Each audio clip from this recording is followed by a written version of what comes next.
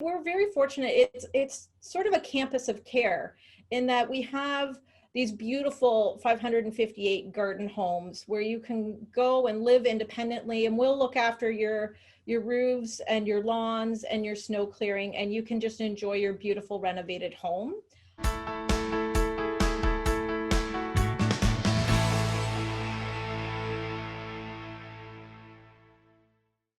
In this video, you'll meet Tanya Pirie, who's the Director of Operations at St. Elizabeth Village in Hamilton, Ontario. In this video, you'll hear about what makes the word village such a good descriptor for the community. You'll also hear why Tanya describes it as Hamilton's best kept secret. You'll also hear about what the residence has in store for the next 5 or 10 years in terms of new buildings, new amenities, new features that really bring the word village to life. So why don't you start by telling us 3 things that you love about your job? I love the people here. It is an amazing place to work. It's such a community-based, and everybody cares so much about one another and looks out for one another. So I love both the people I work with, but the people who live in the village, the residents that support us every day. I love the beautiful setting. We've got 114 acres of beautiful 14 ponds, and especially right now with the fall colors, it's stunning. And I just love that it's no 2 days are the same. It's always interesting. There's a lot of variety. There's lots going on. We're a big place. We've got new things happening and all kinds of routines and activities going on. So there's always something to do. Well, on that note, I know that you just said there's not a typical day. It's always different. But what are some of the things that occupy your time at St. Elizabeth Village? There are lots of things that occupy my time. So we're always organizing events and activities for the residents. So lots of activities going on. We just finished sort of refreshing our library areas so that the residents can access books and those kinds of things. We're planning some light shows and things to happen after dark. So we've got a new series called The Village After Dark with activities that happen at night. So there's lots going on in addition to just some new buildings going up and those types of things. And then there's the maintenance of roads and all of those good things. And how did you find yourself drawn to this line of work and ultimately land at St. Elizabeth? I have been in the healthcare sector for most of my career and started working with seniors probably about 15 years ago. And then through that, had done some consulting work here in the village when I was with a different agency, and then moved over here because it was really just the beautiful community and the people and the work I was doing. I just wanted to be able to expand on that. So I started off just working here as a consultant and loved it so much, moved over. And how long have you been in your position at St. Elizabeth? I've been here for 4 years now. And is there anything that struck you immediately? Maybe it surprised you, the first thing you noticed about the residents when you joined?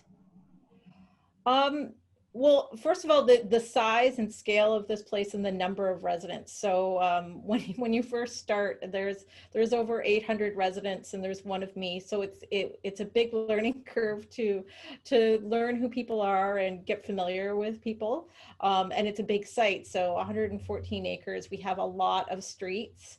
And so I was lost, I think, for the first month of my job.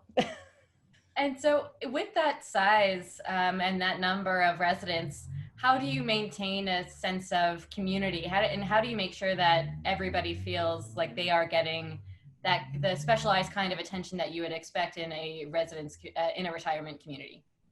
Well, I have an excellent team of people. So first of all, it's a big group of us that make it happen, but we find different ways to reach out to the residents. So we have a lot of in-person stuff, but we also have a lot of things that are not in person. So we put out a village newsletter every month that goes to every single home that lists some updates and activities, and I write a column in that each month. We also have our own TV channel here in the village that goes directly into everybody's homes. So any changes or updates about things we put on there, any announcements go on there so that we can be pretty current We can add videos and things like this. So we've got a few ways to reach out to people, but I have a fantastic customer service team who are available to take direct phone calls and speak directly to the residents. That's still the favorite way to communicate. Some residents prefer email, but mostly we still just like to chat with people. I try to drive the village several times a week and go out and see people and make sure that we're staying in touch. So it's an amazing team of people that makes it all happen. And these things that you're talking about, the roads, the driving around the community, getting lost, it's not something you typically hear when you're looking at your options for retirement residences, because of its scale and its space. So what is unique about the model of St. Elizabeth? Yeah, I mean, we're very fortunate. It's sort of a campus of care in that we have these beautiful 558 garden homes where you can go and live independently, and we'll look after your roofs and your lawns and your snow clearing, and you can just enjoy your beautiful renovated home. Um, and we're also building right now a 76 unit building right in the center. So that'll be more of a condo style building for people who want to live in where the amenities right are. Our new pool and spa area will be in there. Our new fitness club will be there, all of those things. So that will be directly in the amenities. So we have these beautiful garden homes, we have that. And we also have a retirement home on site so that if it gets to the point where you need more care than what's in your home, you have the option to stay in your own community rather than having to leave. And a lot of people, that's a big appeal for people, is to be able to stay near your neighbors, your friends, your family that's here, rather than sometimes when people have to go to a retirement home, they have to move far away from their loved ones. So this way they keep their same community, they can still go to the same activities if they want. So it really is a lifelong place to be. Once you're here, you don't need to leave. And when is the condo building supposed to be finished? We're aiming for July or August of 2021. So it's very exciting. It's well on its way. They've got the top story up now. So they'll soon be moving to interior finishes and things. So we're really excited about that. And for the residents that's on site, what is the level of care that's available there? Is it true when you say that you won't have to leave again, that it will take you through to the end of life? So the garden homes themselves are 55 plus. So some people still work, some people are retired. It's basically your own home where we look after sort of the property maintenance. So you're not shoveling snow or cutting your lawn. If there's a external structural repair, if your roof needs new shingles, we'll do that, or replace your windows or doors. So you're just looking after the interior of your home. Some of our residents do get PSW support through the community, but most of our residents are just living there and knowing that they don't have to worry about those things. If they need support, they can certainly get it. Or if it gets to the point where they're not able to stay in their own homes, then they can look at the retirement residence where there is, full meal service, PSW services, all of those things. So there's all the options anybody could want, really. In terms of creating an atmosphere and a culture at St. Elizabeth Village, what would you say the values are of the staff and what you try to inspire in your residents? So we have what Zeth calls the 5-star values. So our first value is service. We really believe that service is super important. We want to make sure that our customers are happy and that we're providing them with the highest level of service. We know what it's like to get bad or good customer service, and we want to make sure that we're providing the kind of service that we would want to receive. The next one is trust. Trust is so important here in the village. The village has been here a long time. And people need to know that we're going to do things in a certain way, that we can be counted on to follow through on what we say, those kinds of things. So we really try to instill that as one of our values. Accountability. So we make sure that we hold ourselves accountable. We're accountable to one another. We're accountable to the residents, and making sure we achieve our objectives. Respect. We want to honor the history of the village, the history of the residents in the village, and make sure that we are celebrating all the diversity that's here, and respecting the beautiful land that we have as well. And then lastly is superior quality. So we want to make sure that when we do something, that we do it well, that we don't need to come back or anything like that. So those are the values that all of our staff live and breathe. They're posted on our walls here. We talk about them a lot. So it's an excellent culture, and it's not just how we treat the residents, it's how we treat everyone, whether that's a contractor coming in, whether it's our colleagues or whatever. So I think it's really instilled that comfortable culture where people know they can come and get response and know that we care. And there is also another unique model at St. Elizabeth Village that is the ability to purchase a property as if the residence is purchasing a home and then able to sell it back at market value. Can you explain what that is? Yeah, so it's called life lease here in the village. So all of our homes operate on a life lease basis. And so it's exactly as you described. So we can now purchase at what we call market value. So you purchase your home and you live in it, you get to enjoy it. And then if at some point you wish to sell it, or you can leave it to your family members, whichever you wish, you're able to build up that equity and sell it, and then that equity is yours. Just like sort of like as if you were selling a condo, but with life lease, you're able to have that age determinant. So it's 55 plus here in the village. So at least one of the people living in the home has to be 55. But it's a great model because you're able to buy at a rate that is reasonable, but also gain equity. And what are some of the features and activities and amenities that people can enjoy if they're part of the community? Oh, we have so many. I won't be able to name them all because we have so many activities. So we have Japanese exercise. We've got a fantastic woodworking shop. We have a swimming pool. There are lots of painting groups, stained glass groups. Pickleball's a big popular one right now. We do bocce and shuffleboard as well. There's lots of movie nights, book clubs, card games. There's so many different activities. There's something to suit everyone, whether you want to be super active or if you just prefer to have some nature walks and stay at home. We do have such beautiful landscape here and lots of trails. So some people have gone to, every activity there is, coffee clubs and movie nights, and then other people prefer just to keep to themselves. There's something for everybody.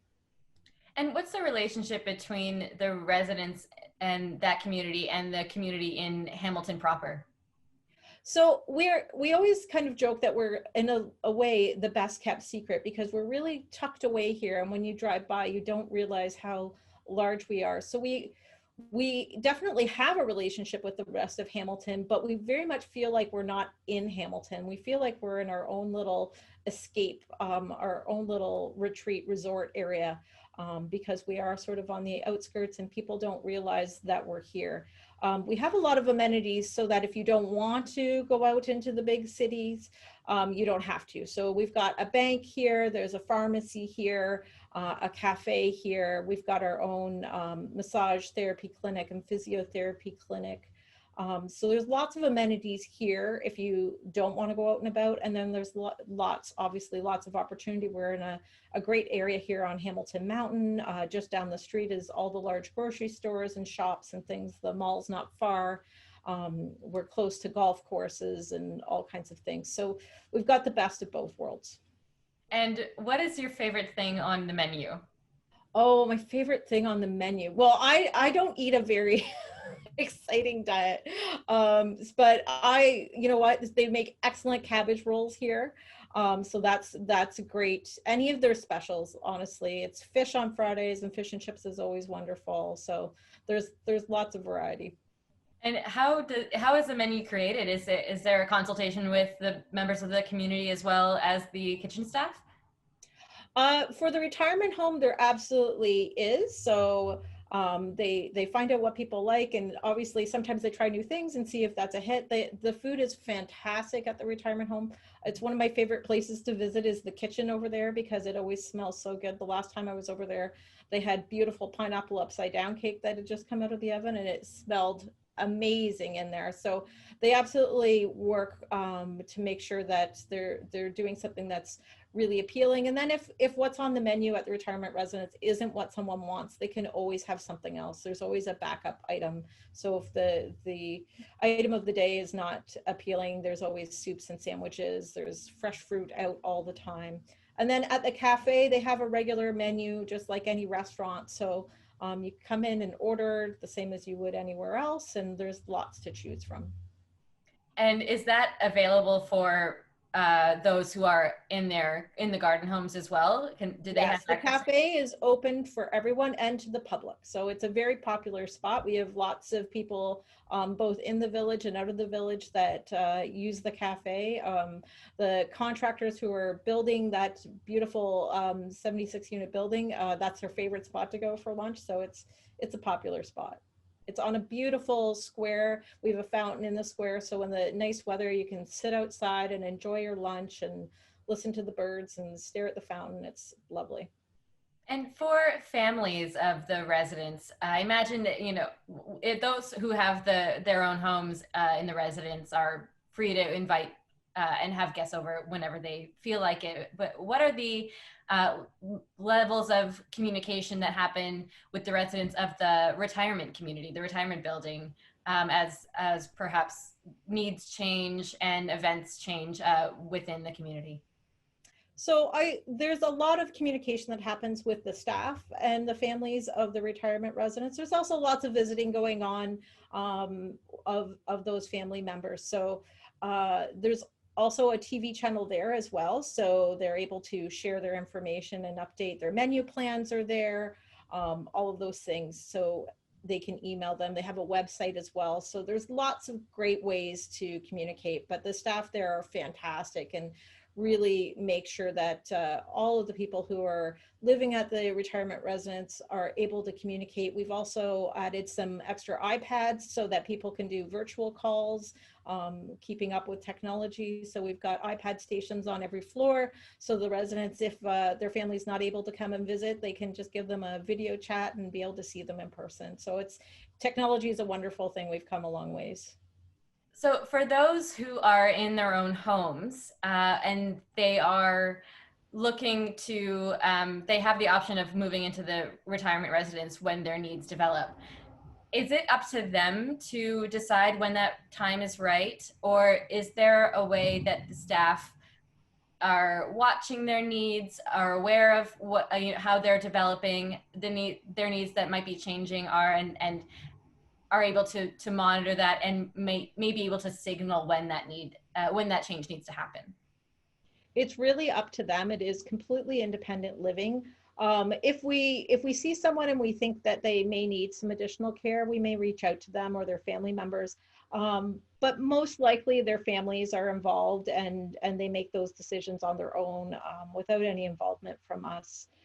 Many of them have care in their home and so may not need to go to a retirement residence, may just stay at home and have some services that come to their house. And because they have a beautiful bungalow, they're able to get around and somebody's already doing all the other things. So sometimes they're fine to stay at home. So it's really a very individual choice. Some people may live their entire lives and never have to move to a retirement home, and some people do choose. Some people like the fact that it's all in one building and it's more accessible, but a different type of community. So it's all over the map, very individual choices.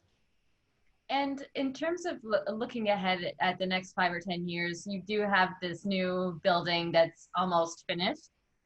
Is there anything else that you see evolving or growing or changing about the community in terms of what you'd like to see offered or what you'd like to see added to the programming there? Well, we have a very exciting sort of long-term plan here in the village. So we're going to finish that building, and then we're also looking to add in a town square over the next several years. So that town square will have, about 50,000 square feet of commercial. So things like restaurants and grocery stores will be right here in the village. So people will be able to head on over. It will also add more residential space as well. So there'll be more opportunities. So The owners are really looking to expand both in that area and then potentially other buildings. We've got some areas of the property that are sort of outside the gated areas of the community that are still able to be developed. So we're hoping to keep increasing our numbers. We'd love to have more doctors here. We do have doctors on site. We're just talking to a dentist to come permanently on site. We have a hair salon on site, but we're always looking to increase the amenities of whatever our residents are sort of seeking. And restaurants will be a big one. We have the cafe, but we'd love to have lots of restaurants, and we'd love to have a small grocery store that was here and convenient. It'd be open to the public, but really close by for the residents that live here. So we're really excited about the potentials of all of those things. So it really sounds like like a village, like a small village. It truly is a village in every sense. We really, there's never been a more appropriate use of the word village when it comes to St. Elizabeth. We really are a village. It's a true community. Everybody cares for each other, and everything's here. If you just want to stay here, you can.